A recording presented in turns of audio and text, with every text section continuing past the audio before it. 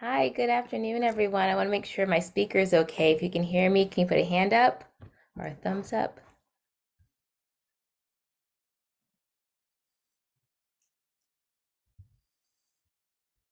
Just waiting for a few more people to join us. Thank you, Lisa.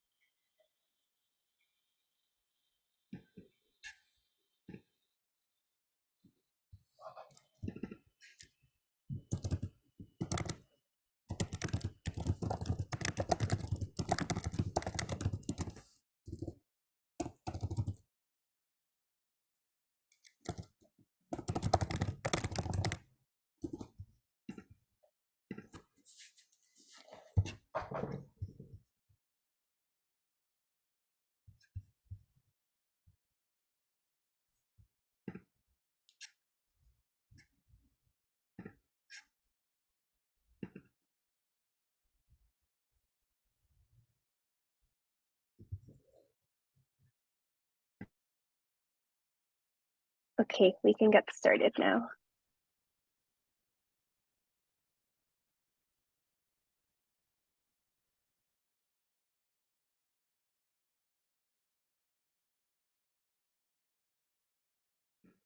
All right. All right.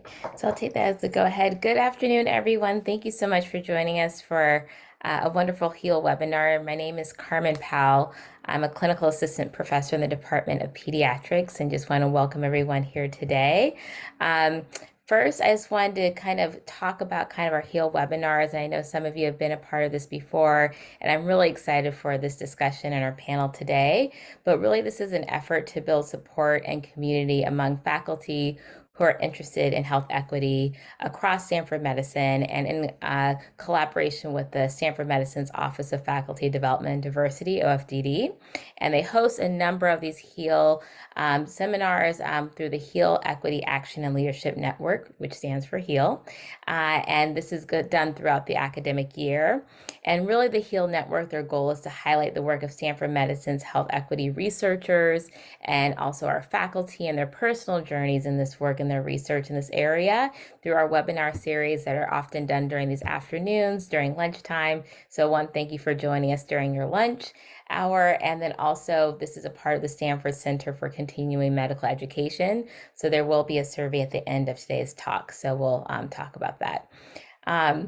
But first, I just wanted to welcome everyone to the HEAL seminar today on pediatric health equity. As I mentioned before, I'm really passionate about this topic as a fellow pediatrician and really excited to introduce today's speakers and also fellow colleagues of mine in this very important work. So I'll go through our introductions and then we'll get started here for our, first we'll do kind of a talk from each of our presenters today, and then we'll save some time for questions and answers. I already have some questions prepared, but if you have any questions or thoughts during the presentations, please add them to the chat and I'll make sure to include those as well. And I just want to make sure volume's okay, and I'll try to reduce my aggressive typing in the background. First off, we'll have Dr. Anisha Patel, who is a professor in the Division of General Pediatrics with a courtesy appointment in the Department of Epidemiology. At Stanford, she is Director of Community Engaged Research for Maternal and Child Health Institute and Co-Director of Research for Office of Child Health Equity, and is an Associate Dean of Research in Stanford School of Medicine.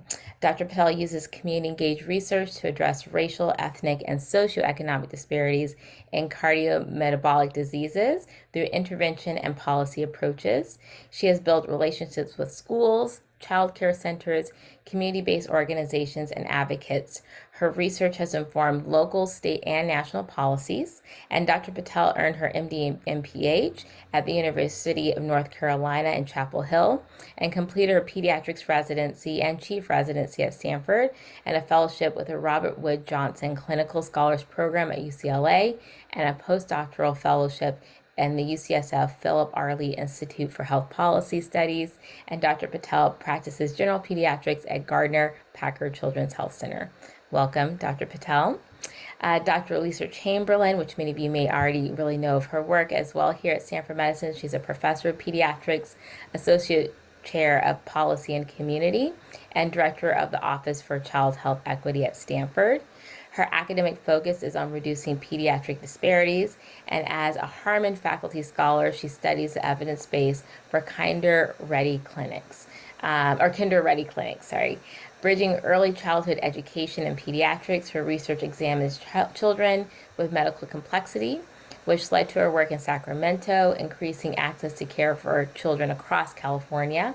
She is founder and co-director of the Stanford Pediatric Advocacy Track, a nationally replicated program training pediatricians to address child poverty through community and policy engagement. And she also co-founded the California Collaborative, training over 800 pediatricians a year, now replicated across 8 states.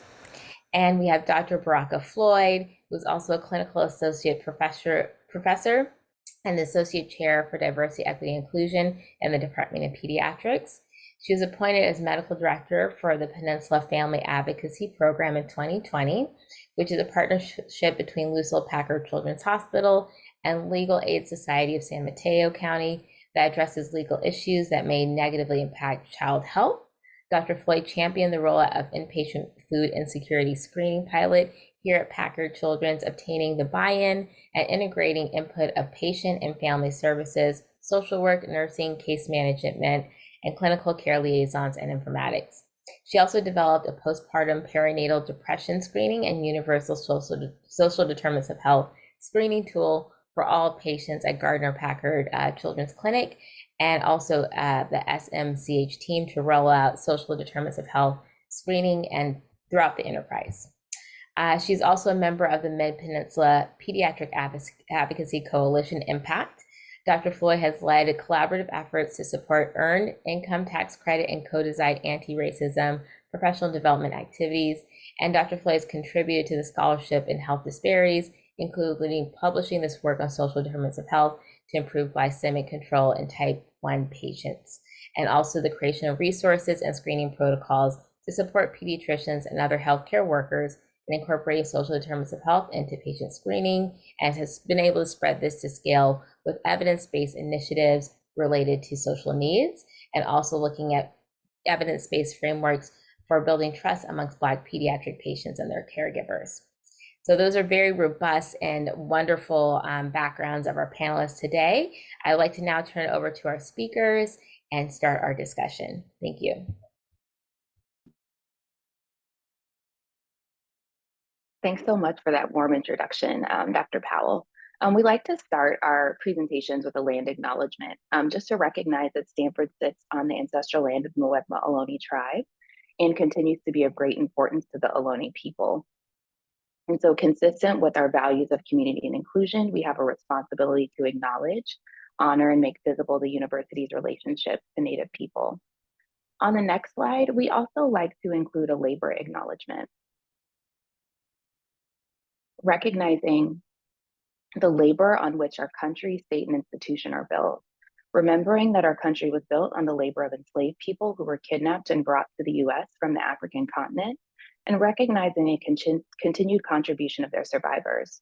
We also recognize, we also acknowledge all immigrant and indigenous labor, including voluntary, involuntary, trafficked, forced, and undocumented people who continue to contribute to the building of this country. We recognize that our country is continuously defined, supported, and built upon the oppressed communities and people, and we recognize labor inequities and the shared responsibility for combating oppressive systems in our daily work. Today, I'm going to talk with you about clinic-based solutions for pediatric health equity. And first, I'm going to start on the next slide with how I got started. With the next click, I'll share that I was born and raised in Anderson, Indiana. It's a small Midwestern town just north of Indianapolis. It's a very segregated town. And so the picture here shows that I lived on the right side of the tracks. So on the side of the town that was not formerly redlined. My dad, however, grew up in the segregated South and taught me early about equity and the need for collaborative, purposeful work, really to address the needs of those most impacted by the inequities that have been set up by policy decisions that were made before any of us came around. My family spent their time together tutoring low-income kids in my father's tutoring program, taking kids on college tours with my mother's sorority. And I thought really that this was how families spent their time together. This work with my family really helped me understand how important it is to really listen to the needs of the people that you're trying to work with, not for. And aligning what you're creating to community needs through the work that my parents did. This really ignited a fire in me and really helped me realize how much I loved working with kids, how much I loved working with the community. But I realized that what I wanted to do was to help improve the health outcomes for children and to help create opportunities for patients and families to be able to realize their full potential.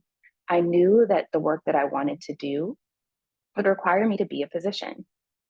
And so that took me with the next click to Morehouse School of Medicine at the historically Black medical college.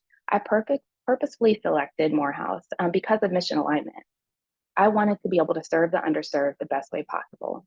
There, I was able to see the embodiment of really engaging the community every step of the way in designing care plans and designing our hypotheses and carrying out our research work, sometimes needing to move slower or differently to do so.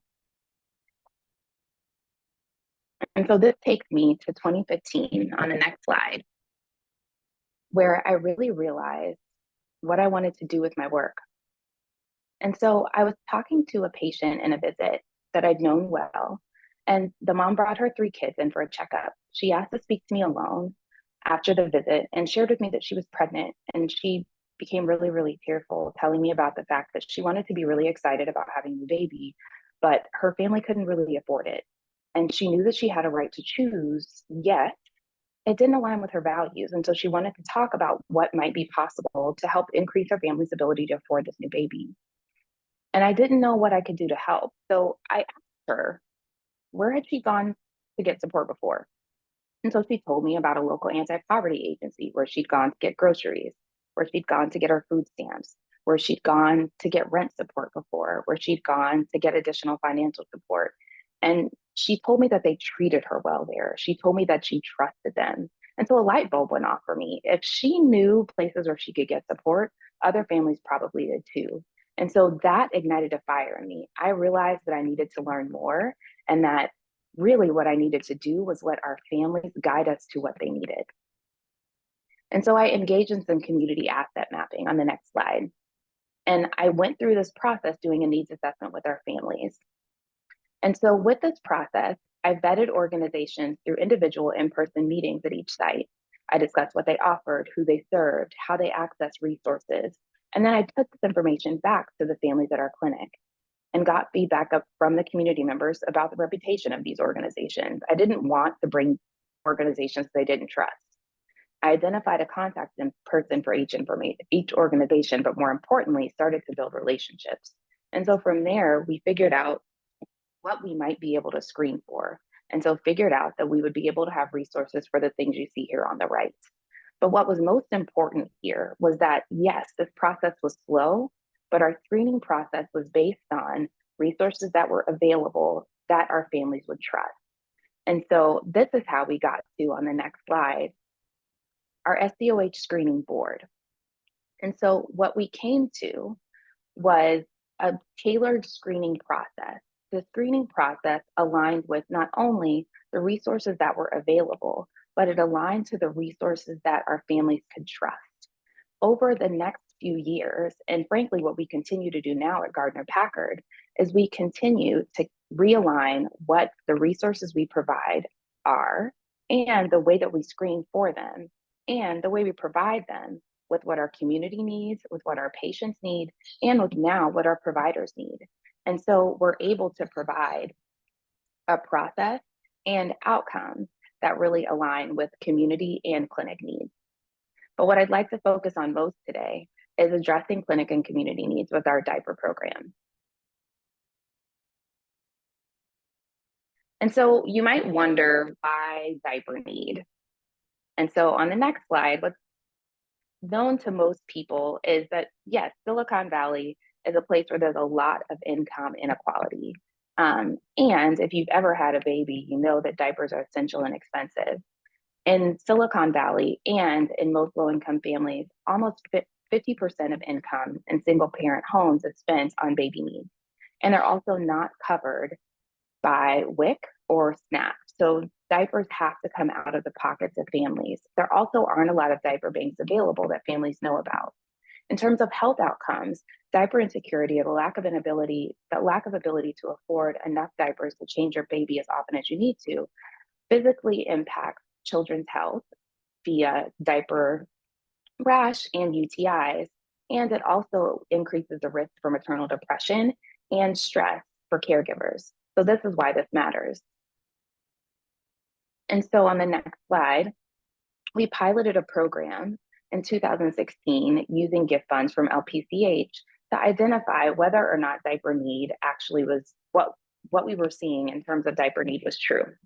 And so what we found is only 40% of the families in our clinic had an adequate diaper supply, and price was a primary barrier. And so it confirmed what we saw. And then we were able to distribute 20,000 free diapers to 201 unique families. And so what we saw is that only 1% of our families actually had access to diaper banks. So it told us that we actually needed to identify a way to continue this program. So over the next 3 years, we worked to develop Diapers at the Doctor on the next slide. To do this, we went through 3 steps. First, we needed to identify a key partner. And identifying a key partner was really important because we wanted to assure that this was sustainable. And so Help a Mother Out is the partner we identified. This is a local nonprofit in our area that provides diapers for free to local nonprofits that can provide diapers to their population. We then obtained buy-in from Gardner Packard, from our division, and from our community benefits, who's continued to support us. Then we continued to obtain feedback from our community. Our community was at multiple layers. So when I say community, we also wanted to make sure that our patients still were comfortable with the idea of getting diapers from us at clinic. We also needed to assure that our providers were okay with us continuing to provide diapers as well. And so what does this look like? We're able to provide diapers on a weekly basis at Gardner Packard with the support of student interns. And we provide about 100 to 200 diapers on a weekly basis to subjects. And what we're seeing with our Diapers at the Doctor program at Gardner Packard is over the course of our program, we've been able to provide nearly 450,000 diapers. And in terms of outcomes, many families, when they first joined our program, were managing diaper need by changing diapers less frequently. And those same families are starting to see fewer self-reported diaper-related health problems after participation in our program. Further, families that participate are able to pay a bill, buy a non-food item, and all of these things on the left. A couple of illustrative quotes. One family says that before they had to get money for rent, electricity, still get money for diapers and wipes. And now, honestly, we only get money for wipes and food and electricity. In other words, having a sufficient number of diapers is one less concern. It also impacts caregiver well-being. Well, I'm happy because it's Diapers at the Doctor. Help me reduce stress, and I'm not too worried about having to buy diapers. The other thing to highlight is the cost savings. $428 to $600 per year might not seem like much, but when we think about how this might impact children overall, what we see is that just with $1,000 more in a family's pocket during early childhood, this actually changes educational outcomes for a child. And when we think about early childhood education, Dr. Chamberlain will talk about this a little bit more. This actually can affect health outcomes for a child over their whole entire life course. Diapers at the Doctor also provides quarterly drives for our community partners. Remember, we talked about at the beginning, we started to build those relationships with our community partners at the beginning. So on the next slide, you can see just some of the community partners that we've been able to provide diapers to.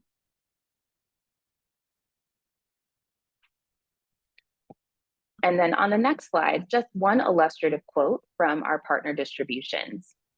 We've provided over 680,000 diapers to our community partners.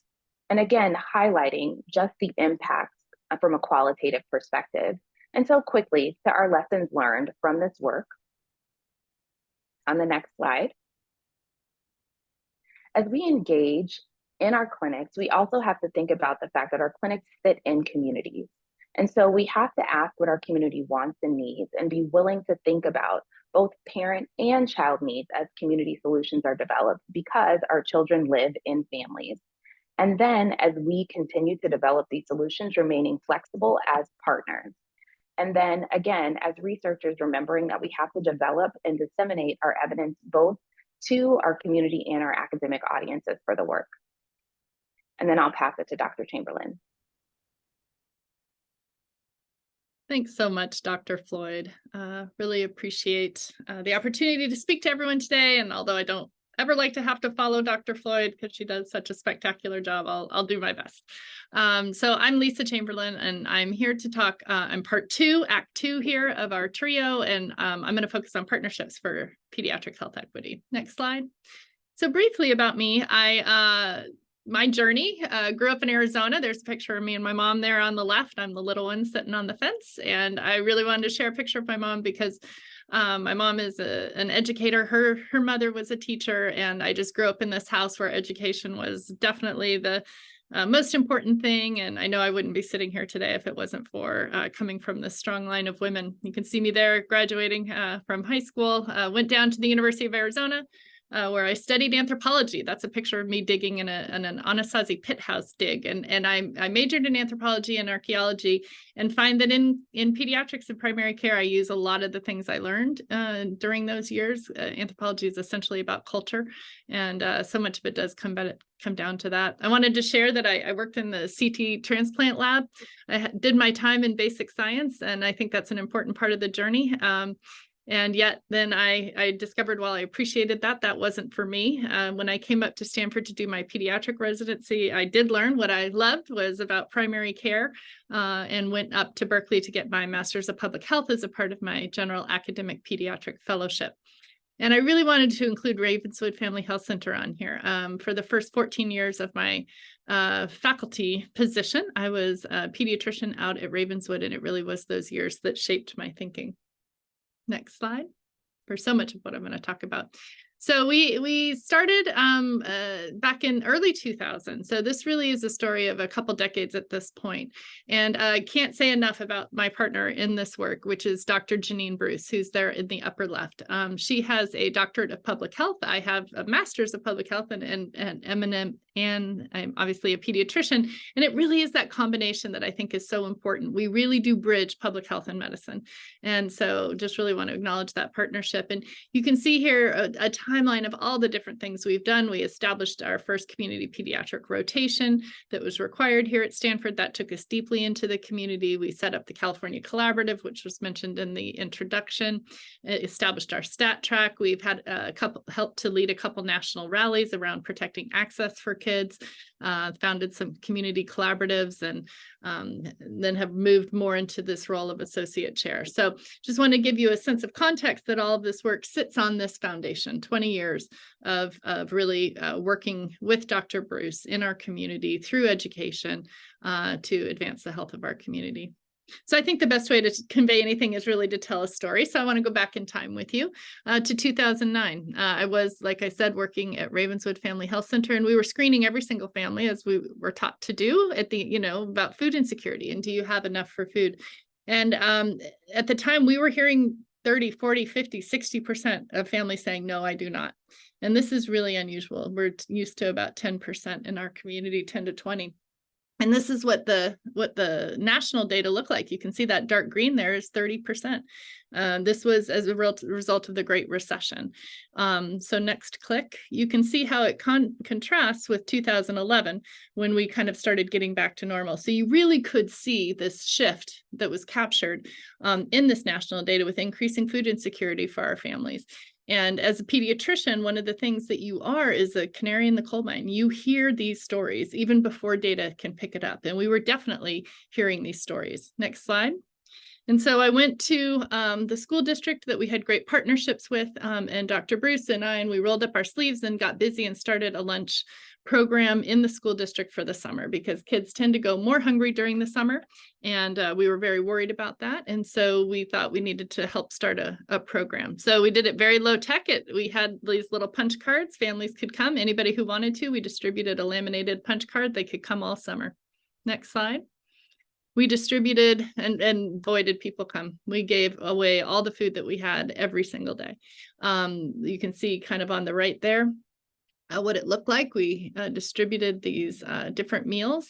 And in the first year, over 13,000 meals were distributed that summer. It was important to me that we did it for both kids and parents. We partnered with Revolution Foods, which does healthy food as much as they can organic. It's not 100% organic, but very healthy food. And every day they would deliver it. And Dr. Bruce was busy on the back end for the next year's iteration, bringing together a lot of different organizations, really building those partnerships that we were talking about, because you just can't do anything alone. So the recession continued. Next slide. And you can see that it started to draw attention. This is one of our representatives here coming to talk to us and check things out to see what we were doing. And as the state legislators came, our state librarian came, and through conversations with the community and our partners, the libraries raised their hand and said, you know, if you move the program out of the schools and into the libraries, we could continue to serve during the winter break, because we had heard from the parents winter break, in addition to summer break, would also be helpful, because during the winter, the schools were like, nope, we're totally closed. You cannot be in here. So we moved it to the library. But again, this was the parents' idea that we needed something, and listening to the community to help solve the problem. So we landed at the library. Next slide.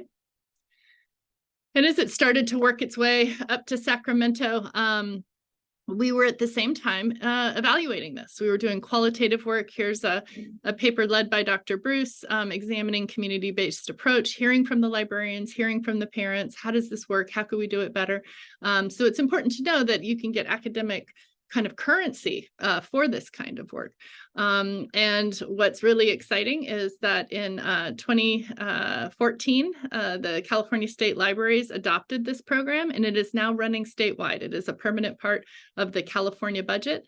And just last year, California libraries across the state provided 300,000 summer meals to our families and kids. So it's really exciting.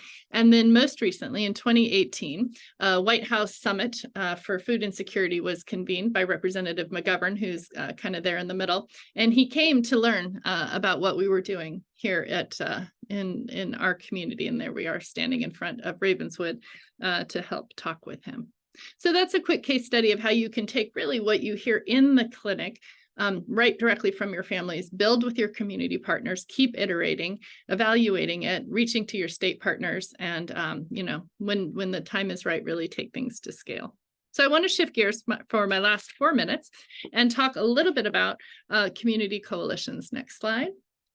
Again, you really can't do any of this alone. So Dr. Bruce and I lead 2 coalitions. One is of community-based organizations. This is the community-based organizations. We're up to nearly 30 organizations now that we convene. We're kind of the Switzerland. We're kind of the nonprofit that everyone can come and be with. And you can see they dot all up and down the peninsula here. In addition to the community partners, there are 7 different Stanford partners that are engaged in this, and they do tons of resource sharing. So lots of good things come out of this, and implementing this was absolutely key during the pandemic. Next slide. You can see here a list of the different things that they have worked together to advance, everything from vaccinations to addressing financial need, as Dr. Floyd mentioned, getting lots of summer programming out there so we don't have this learning loss in the summer for kids, housing resources, holiday resources. We share all sorts of flyers and really get these ideas mobilized out to the community by convening these community partners who, again, we've been working with for nearly 20 years now. Next slide.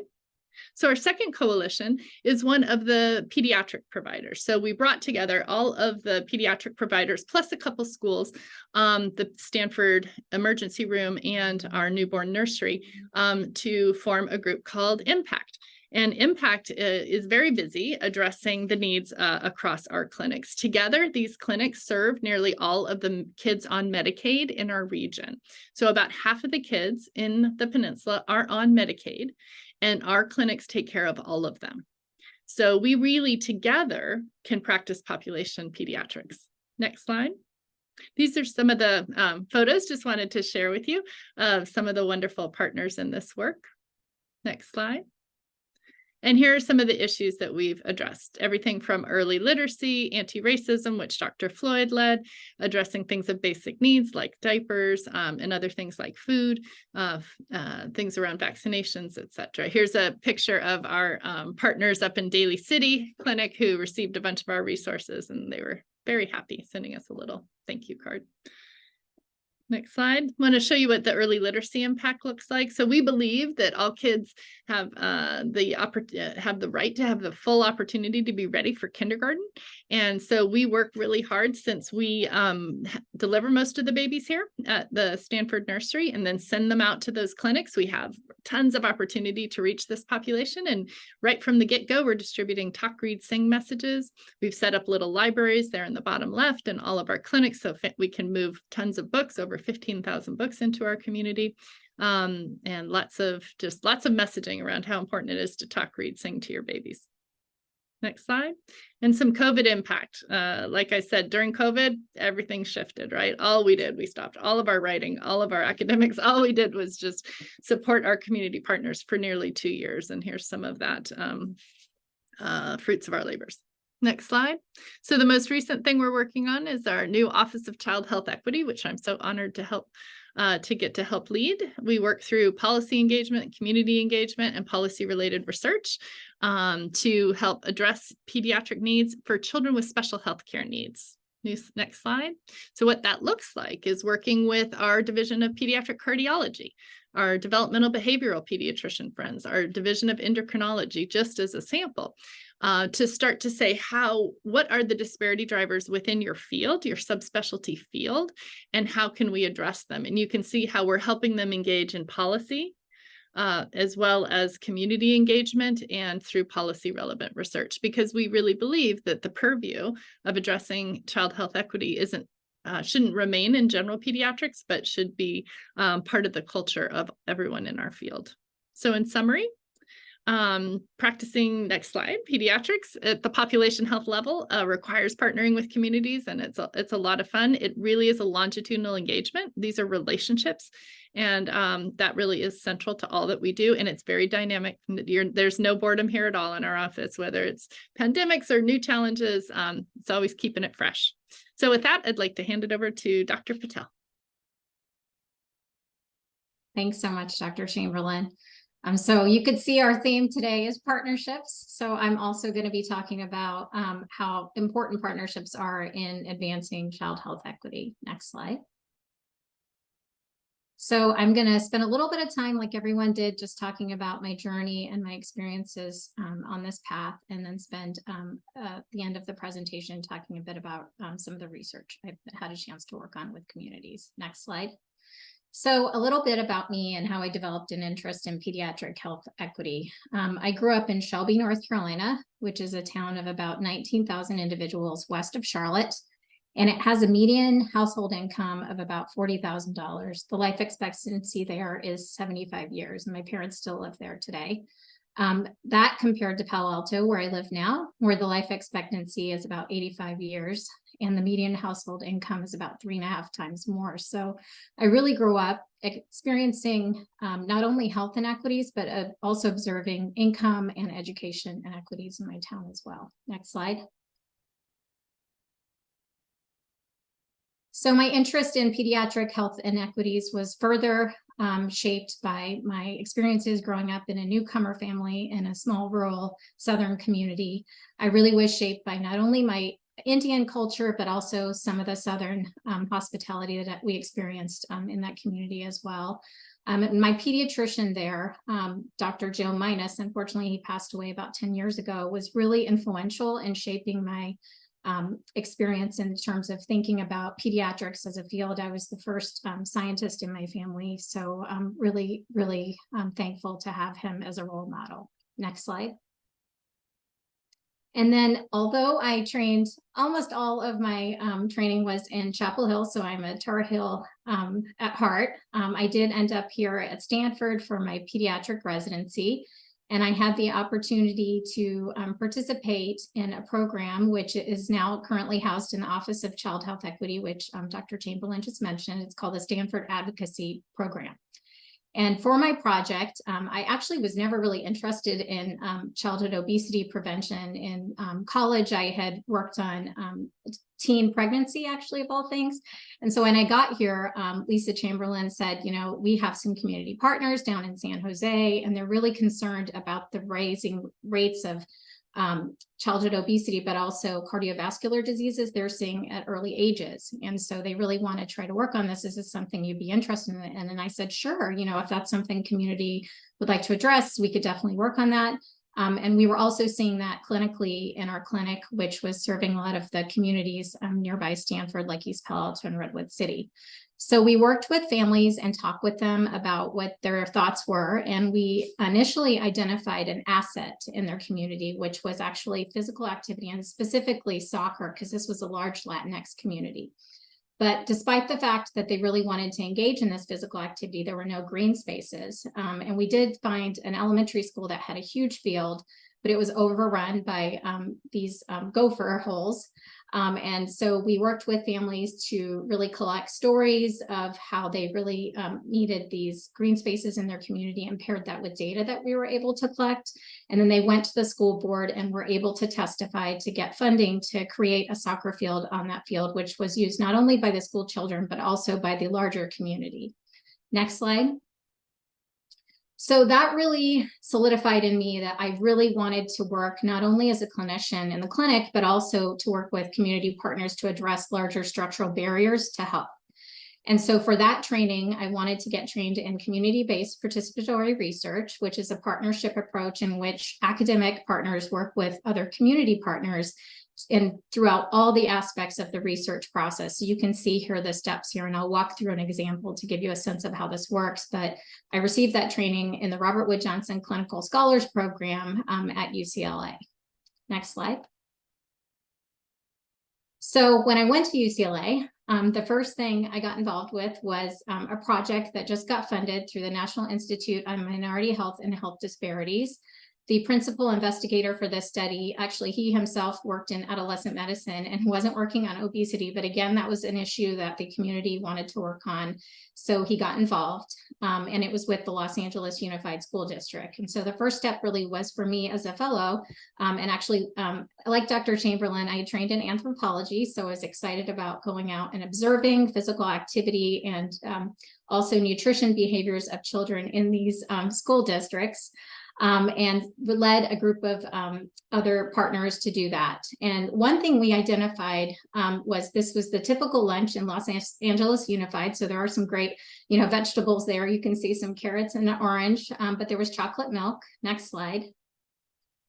And students came up to us, and it was really hot that day. I remember, I think I was pregnant, and it was like 90 degrees. And the students came up and said, we really want to have drinking water with our lunch. And I was like, okay, I'm not sure what you mean by that. So we started looking around, and they said, yeah, we don't really have any water.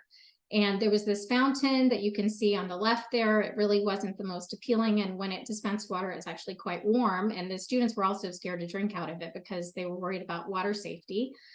There was also a vending machine that had bottled water, as well as some more enticing sugary options, but the cost was prohibitive for many of these students who were from low-income communities. Next slide.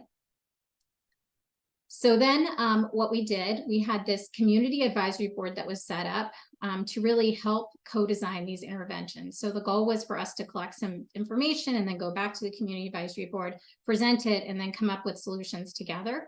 And the community advisory board consisted of the academic partners, which were researchers from UCLA and RAND, as well as the Los Angeles Unified School District administrators, folks in the public health department, in the local schools. And then another key was that there were actually policy advocacy organizations on the community advisory board. Nourish California was the group that was on the board, and they used to be called California Food Policy Advocates, but they're a statewide organization. And they were here, and I was presenting the story of what the students said about drinking water.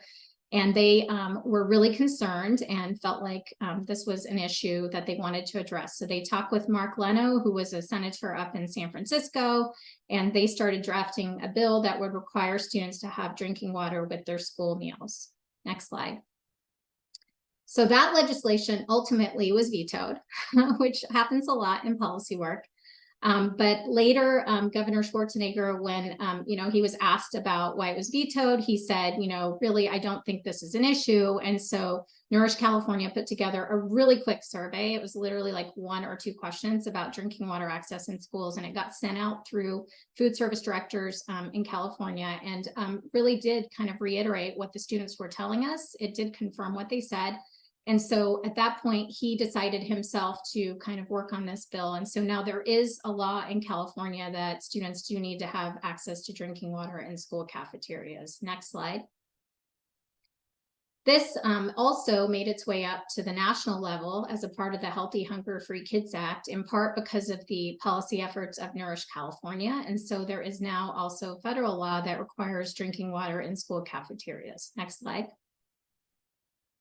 So I like to show this slide because I think it just shows you how much this story really, in my mind, I kind of realized at that point, this is the type of work I want to do, because really you're able to make an impact so quickly.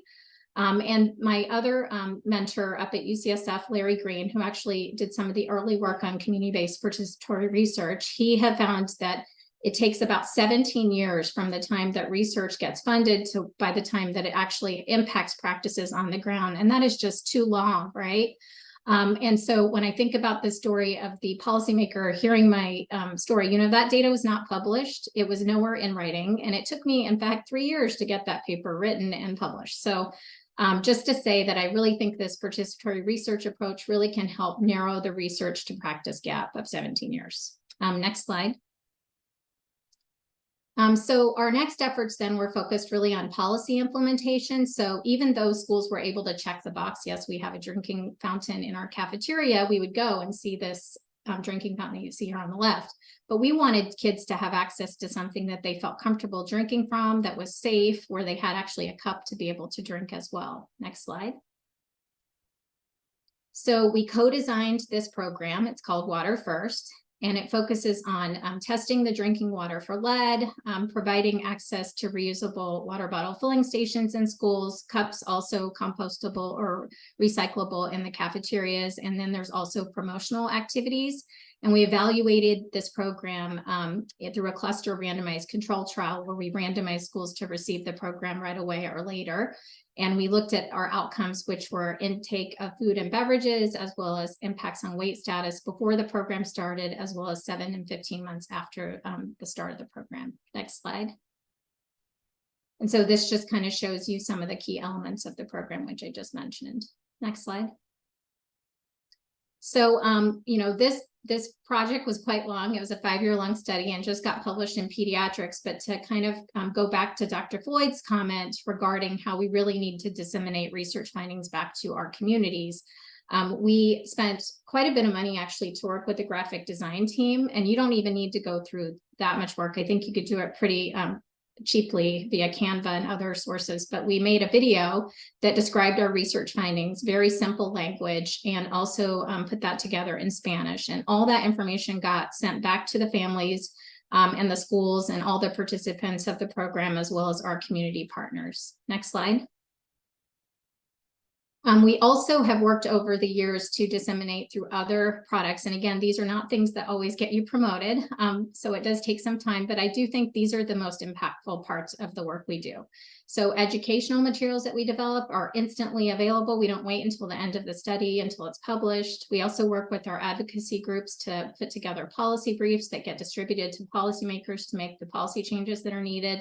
And how-to toolkits for both parents and schools to implement these types of programs, and work with our policy partners like the American Heart Association to make sure that their policy work incorporates some of the evidence that we're finding. Next slide. So I'd like to end there, and hopefully I've convinced you why participatory work is so important and community engagement is such an important part of pediatric health equity initiatives. I'd like to thank everyone who's been involved over the years. Thanks, everyone. Thank you so much. You clearly convinced me and hopefully everyone else who's joining us today.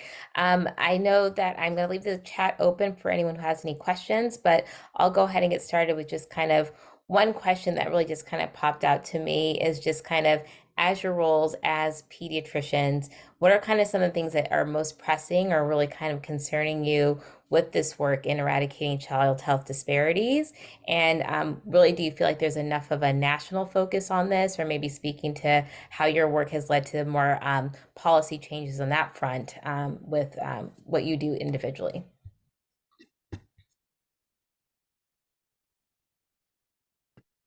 Anyone want to jump in? I can jump in. I'll pick one thing.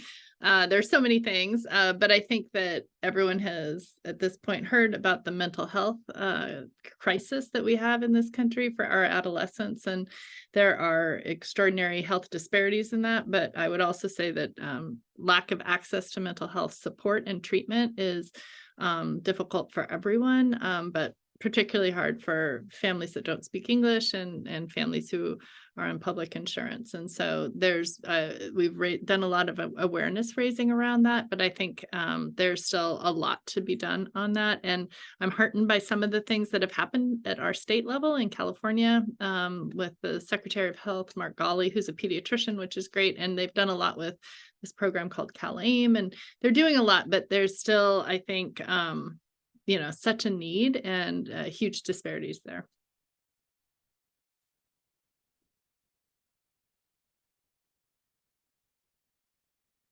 I think one of the other things that I think is both a risk and an opportunity is a lot of the focus that has been placed on social determinants of health screening and connection to resources.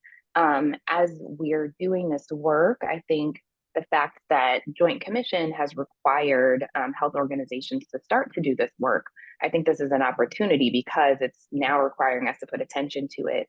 I think one of the risks is that if this work is not done well, is that it increases the risk for further distrust in the medical system. So as I think about ways for us to kind of shift, I think it requires us to really be thoughtful about how we best utilize a lot of the new things that have been created. So for example, in California, we can use Medicaid to pay community health workers to be able to actually connect with patients. And so really being thoughtful about how we can best utilize that within our systems, for example, is one way that I think is that's possible for us to advance health equity in pediatrics and frankly across all of our systems.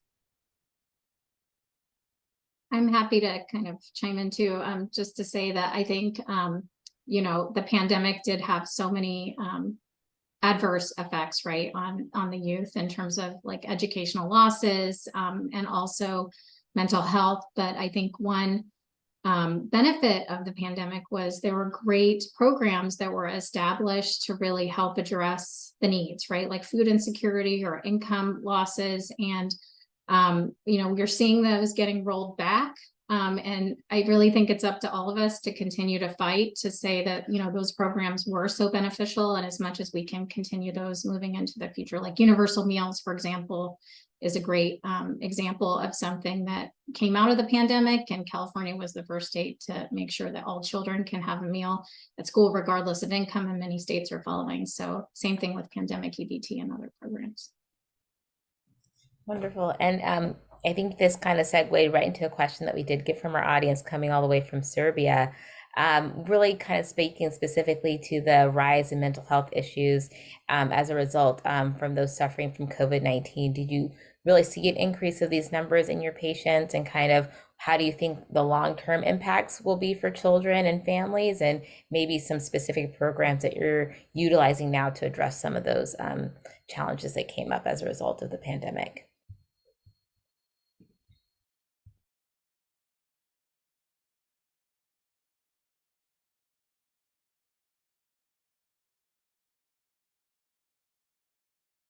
I will say anecdotally in our practice, and Anisha, I would love to hear your thoughts since we practice in the same setting. In our FQHC practice, I will say that we anecdotally did see a rise in particularly adolescent anxiety and depression, and are still seeing the impact of that of children has had to kind of return to normal. One of the things in terms of programs, there are a lot of different programs that are available to pediatricians to be able to improve the way that we screen for and address anxiety and depression in general pediatric primary care. The reimbursement for those services for pediatricians can be challenging at the same time.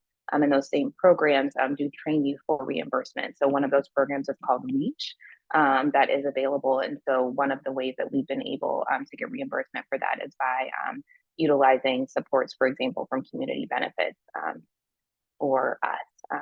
Anisha, I don't know if you have anything to add from our experience. Yeah, I mean, I echo what Baraka has said as well. I think, you know, it's been almost overwhelming to see the numbers of youth that are experiencing this in our clinic. And I think it is up to us as pediatricians really to step up, given the fact that we don't have enough resources from a mental health standpoint, right? And I know Dr. Chamberlain can talk also about some of the trainings that have happened for pediatricians to feel more comfortable in treating mental health as primary care providers too. Yeah, this has been an issue for a long time that we just haven't had enough providers. And so a few years ago, the Impact Coalition that I mentioned, the group of clinics that have come together, we got together and reached out to this organization called REACH, who comes and trains pediatricians to identify, so screen and do initial treatment for anxiety, depression, and complex ADHD.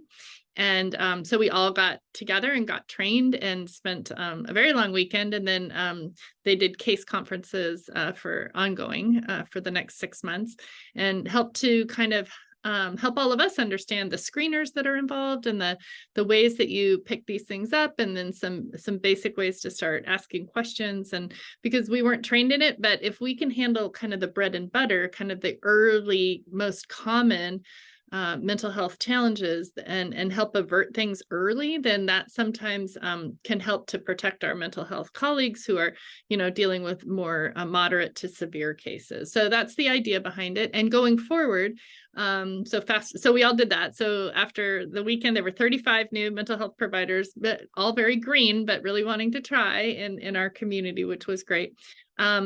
But going forward, the kind of governing body over the field of pediatrics is creating residency program options like certificates. And maybe Anisha or Baraka, you guys know more about this than I do, but I think we're going to start where you can, during your pediatric residency, do extra training so you graduate with a certificate as someone who is capable and certified to be kind of a very basic provider for mental health as well as a pediatrician. So this is one of the ways we're trying to think about how to open up that pathway to have more mental health providers for our kids and adolescents in the community. That's wonderful. And Dr. Chamberlain, I was just going to also ask about kind of your genesis or creating the kind of coalitions that you have, because this work can't really be done in a silo or in a vacuum. So it really takes, you know, engaging with our community partners, really kind of expanding and sharing this work together. How maybe what are some of the challenges in getting those launched, and maybe what are some of the things that you've seen kind of have been a benefit of having the partnership with Stanford Medicine, but also maybe thinking about how the community views Stanford and how that may be either challenges or if there's any kind of things that may deter some of those partnerships. Yeah, good question, Carmen. I haven't thought of this memory in a while, but it was literally out of frustration. I was seeing patients at Ravenswood, and one of my families had like transferred to Fair Oaks and then come back to me. And, you know, they come back to me from being at Fair Oaks and they're complaining about Fair Oaks. And I know they leave me and they complain about me and Ravenswood, right? Like we had the same patients, and they kind of kept going around and swirling around. And I'm like, this is crazy that I don't know these people. And I know her name because I get her records and she knows mine. And so I literally talked to Janine, my partner, in all of this. And I said, Janine, I just think we should all be working together. This is stupid. So I sent a cold email out to 12 people. We literally like found their names and their emails, like who works at Fair Oaks, who works here. And some of them then had trained with us. And anyway, so I just said, hi, I'm a pediatrician. Do you guys want to get together and talk? Because I feel like we could be more effective together. And I sent it to 12 people and I hope 6 would come, and 12 out of 12 came. And we just sat over at the Wang building and just spent half a day with the whiteboard and said what kinds of things, after we introduced ourselves, what kinds of things would we want to work on together? And we chose food insecurity first. And there was such variation in our practices. Some people were asking, some weren't, some had it in the electronic health record, some didn't. Like there was just all this variation. And we said, you know what, if we all do the same, then we'll reach all the kids. We have the kids. And so we used shame as a strategy. So we would tell each other what we did. And so that Fair Oaks could go to their leadership, I'm just choosing them out of the air, and say, you know what, but Ravenswood is doing that. We should be able to do this. And, you know, so we would like leverage each other's successes. And then you didn't have to reinvent the wheel. We could send you our queries. We could send you how we do it. We started to share our partnership with Second Harvest. It's just saying like, it shouldn't be like this. And let's just try, you know, and maybe, you know, I've probably tried to do that a few other times and no one ever comes to the party that you throw, but that's okay. Sometimes it takes. And, you know, I find if you bring the people who care about the same things together, you get along. And so we're still meeting every other Thursday. We have a meeting this Thursday. We have been for years now. And we move through the topics that mostly our families bring to us. We started the mental health work in the last, I guess, well, the administration, when families were so worried about being deported. And it was that experience of our parents, one parent taking the doctor's hand and putting it on the chest and saying, can you feel my heart beating? That's how it beats now. I'm so afraid that I'm going to get deported all the time. And when we shared this at Impact, that our families were so stressed out, we're like, we have to do something else for mental health. It actually wasn't, I mean, it was for the kids, but it was prompted from the families. So it's just always listening into the clinic of what's the current issue, of what they need. And then we try to adjust and make systems change in our clinics to address it. How Stanford is perceived? Not well. I think we're making progress. They see Stanford as a monolith. So you can be doing great work in pediatrics and thoughtful and for 2 decades, and it doesn't matter. If you ask a person in the community, they'll think of Stanford. And typically we do not use thoughtful, listening, humble approaches. Although I do think that's changing. I've been so impressed with the work going on main campus, and due to time, I won't get into it. But anyway, I think we're trying to go the right direction. Awesome. I just want to see if there's any final thoughts, and thank you so much all for your amazing, impactful work. I think it's really important that we continue to talk about the importance of addressing child health inequities and really how this impacts your health over the lifespan. So it's not just like thinking of the primary years. I know that the CME, for everyone who's here for getting CME credit, please make sure you follow the link here. If you have any questions, there's an email provided. But I did want to just kind of think about maybe just one last point of like, what is one way that you see opportunities or building that trust back, or maybe just speaking to like your hope for the future, just end on like a positive note.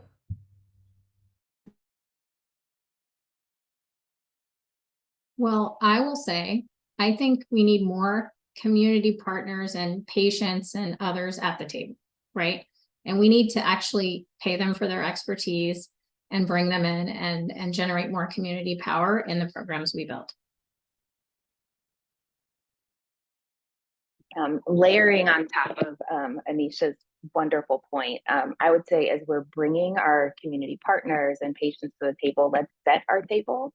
As we set our table, that table can be full. That table can be a place where everyone can engage and be included, because everybody has something to teach and everybody has something to learn.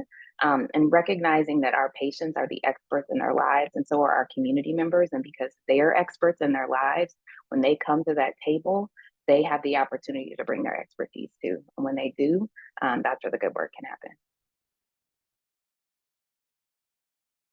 That's perfect. I'll just add that for all the students out there, this stuff inspires you. Don't hesitate to reach out.